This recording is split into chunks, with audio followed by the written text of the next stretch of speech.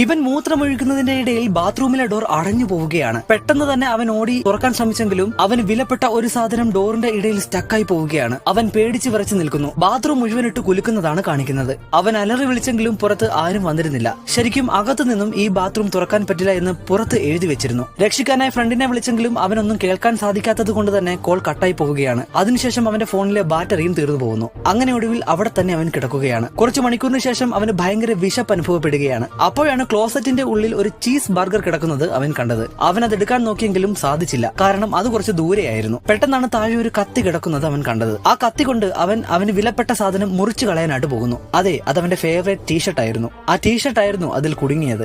അവൻ ടീഷർട്ട് പോയി എന്ന് പറഞ്ഞ് വിഷമിച്ച് നിൽക്കുകയാണ്. അതിനുശേഷം ടോയ്ലറ്റിന്റെ റൂഫിലൂടെ പുറത്തേക്ക് ഇറങ്ങി വരുന്നു. ഡോറിന്റെ കാർ തുറക്കുന്ന സമയത്ത് അതിൽ വല്ലാത്തൊരു ചീഞ്ഞ മണം അവന് കിട്ടുകയാണ്. ഉടൻ തന്നെ അവൻ ഡോർ അടയ്ക്കുന്നു. വീണ്ടും അവന്റെ വിലപ്പെട്ട സാധനം അതിൽ സ്റ്റക്കായി പോകുന്നതാണ് കാണിക്കുന്നത്.